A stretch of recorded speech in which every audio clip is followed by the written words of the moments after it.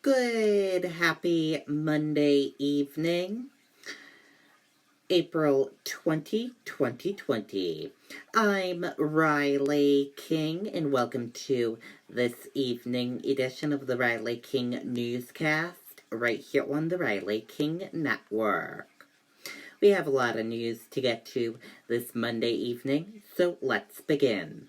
First up, judge takes lawmakers versus Sununu COVID-19 funding dispute under advisement after hearing.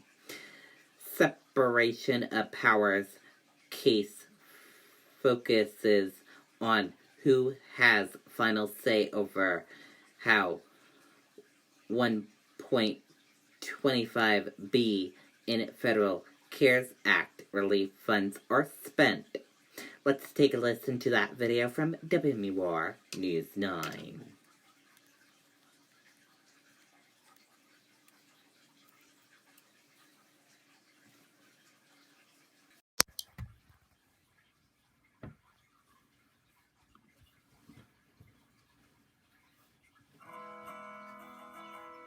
In this life, there are only so many things you can count on.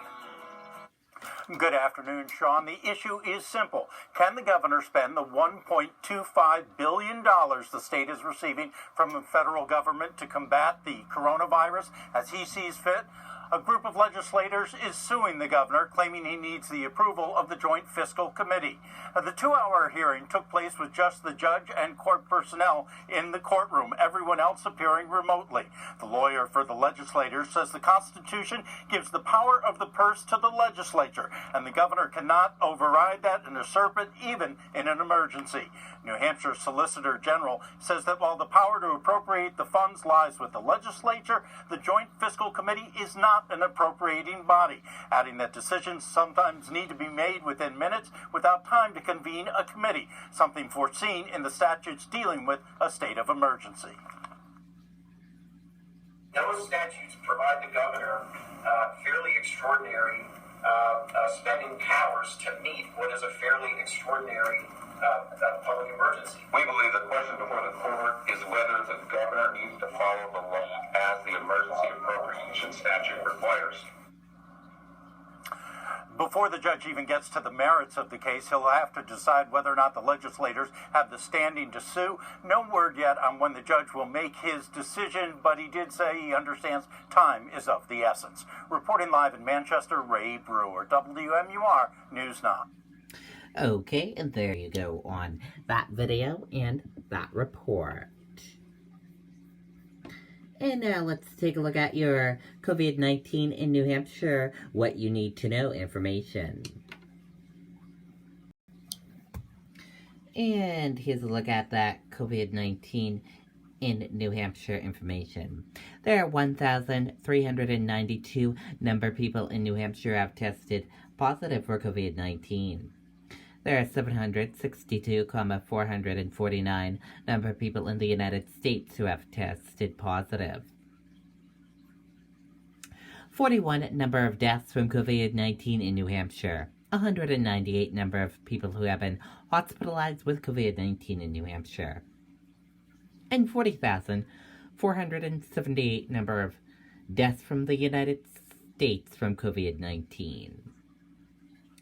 And this map of New Hampshire shows you where the cases of COVID-19 are in towns and cities.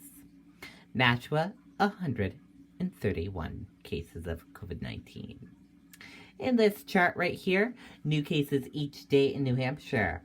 In the purple, daily new positive COVID-19 cases. In the orange, new hospitalizations. And in the red are the deaths. Your common symptoms: fever, cough, and difficult breathing. Fever, lack of smell, cough, and difficult breathing, how it spreads, and prevention tips. Be sure to stay with the Riley King Network for the latest of your COVID-19 information. Not too confident schools will go back this school year, Walsh says. Let's take a listen to that video from WCVB Boston.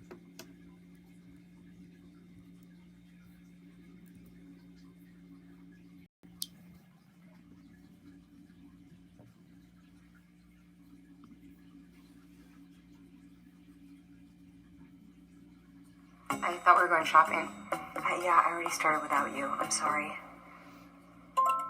Oh. No, these are cute. Yeah, right? Oh, I like these too. I know. I'll get them all. These. I mean, obviously. Right. I don't think there's any question kids aren't going back to school May 4th. I think it's just, I think I've been talking along with other mayors and superintendents to the state about what do we do here. Do we open it up a little later in June and try and get a couple weeks in or not? And I would probably at this point, I don't think it's not too confident so we'll have school this year. And I also think next year when school comes back in September, it could be a very different looking situation in the classrooms and something that we're going to have to be very cognizant of. And again, the work that we do today and the work we can do to prevent the coronavirus today can help prevent a surge happening in a few months from now. And that's a fear that I think we all have, that if we're right back where we are today, 3, 4, 5 months from now, are we better prepared for it? So I still think there's a lot of work that we have to do, not just now during this surge, but in the potential second phase of this, which could come. Okay, and there you go on that video and that report. That was Boston Mayor Marty Walsh. Mainers propose stay-at-home order protests outside Blaine House. Let's take a listen to that video from WMTW News 8 Maine.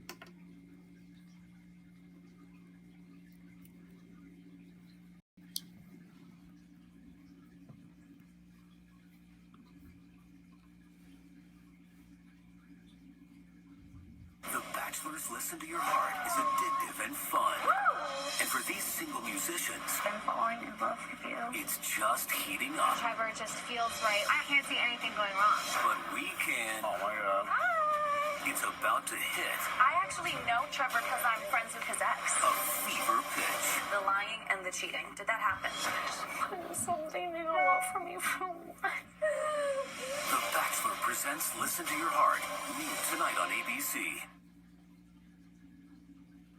Several hundred people from all over the state descending on the Capitol to protest what they say is an overly restrictive stay-at-home order by Governor Janet Mills. We want to keep people working. Put us back to work.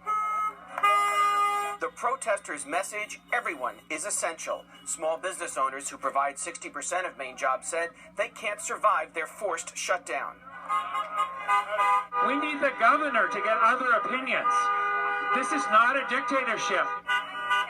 For every person protesting outside the governor's residence and the State House, there was a car passing by, honking in support.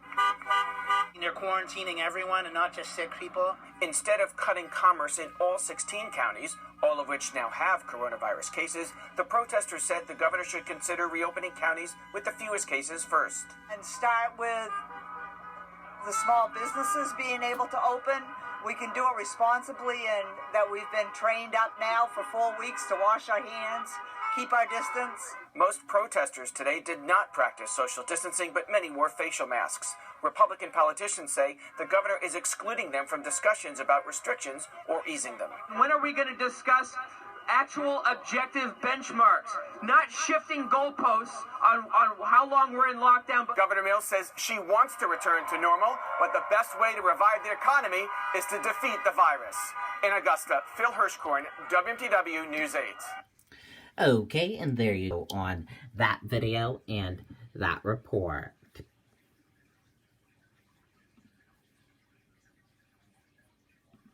And now let's take a look at the U.S. stock market and see how your U.S. stock market closed for this Monday evening. And here's a look at that U.S. stock market for all of you for this Monday evening.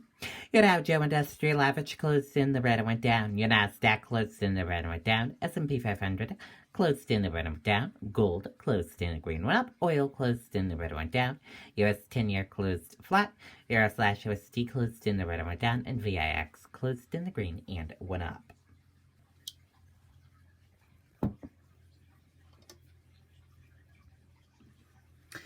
Dow drops more than 500 points to start the week after a historic oil plunge.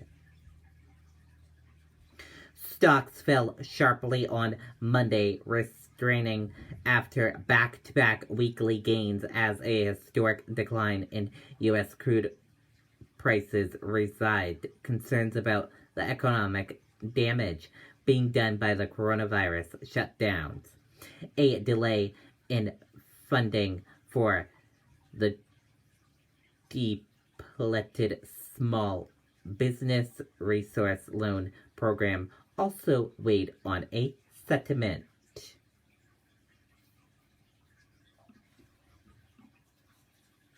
Health departments stepping up coronavirus contact tracing.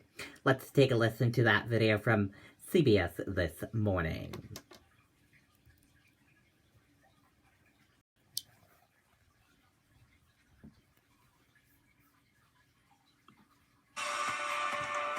Success in the fight against the coronavirus may depend in part on two things: learning who has the disease and who could get it. Health officials use a method called contact tracing to find out who infected patients may have met. Our national correspondent Jerika Duncan is in New York. Jerika, how is this effort being stepped up? Well, good morning to you, Anthony. What's happening right now is that we're seeing city, county, and state health departments that are coordinating this effort. But what we're also seeing is that these health departments are actually expanding their rosters of tracers. This happening at the same time that some of the world's biggest tech companies are helping.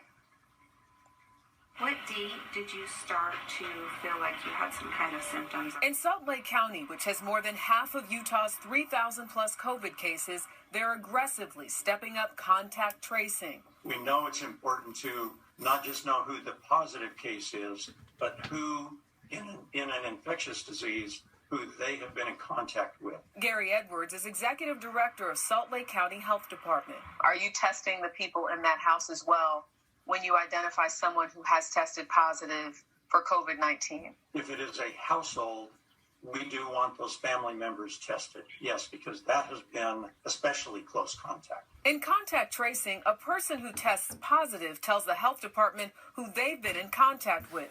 The health department then alerts those people and asks them to monitor their symptoms and to quarantine if needed. And it's happening across the country. I asked you all to start keeping a daily log. Rhode Island's governor asked everyone in the state to keep a personal log of whom they've encountered. Massachusetts is investing $44 million to hire and train more tracers. So here I have the list of my contacts. And in San Francisco, with more than 1,000 cases and at least 20 deaths, healthcare officials use text messaging to communicate with people who've tested positive and their close contacts most at risk.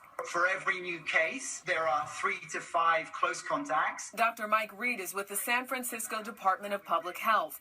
They're calling on everyone from medical students to librarians to help them with contact tracing. The reason for training people now is so that we're ready in 3, 4, 5 weeks' time, whenever the decision is made that we'll end the shelter in place. Tech companies are also preparing. Apple and Google recently announced a joint plan to create software for iPhones and Androids that will allow them to keep a record of every other phone they've come in close contact with. The tracking is voluntary. Your phone will know what other phones you have been near for a period of time. Then if you, let's say, test positive and you alert the system, it will go and find all of the phones that you have been near over the last 14 days. Dan Ackerman is senior managing editor for CNET. Of course, there are a lot of issues with that. Just because your phone is within Bluetooth range of another phone doesn't mean that you were necessarily in communicable disease range of somebody. Americans love their apps, but they also love their privacy. When we think about tracking and tracing, all the news of the last several years has been negative. And now they're trying to shift it into being something for a greater public good. It may be a hard sell. Now, using a smartphone to trace this virus is already happening in places like South Korea and Singapore, but there it is mandatory. And something else worth mentioning, Anthony, is that these contact tracers will not ask for information regarding your social security number, your financial information, and they will not ask about your immigration status. Yeah, it's a valuable tool, Jerika, and we're going to need, health experts say we're going to need a small army of contact tracers in the weeks ahead. Jerika Duncan, thanks. Okay, and there you go on that video and that report. And that does it for this evening edition of the Riley King Newscast right here on the Riley King Network. Thank you for watching this evening edition of the Riley King Newscast. I hope you all have a great rest of your evening, and I'll see you back here tomorrow for another edition of the Riley King Newscast. I'll have a news report coming up in a little bit. Good night and bye.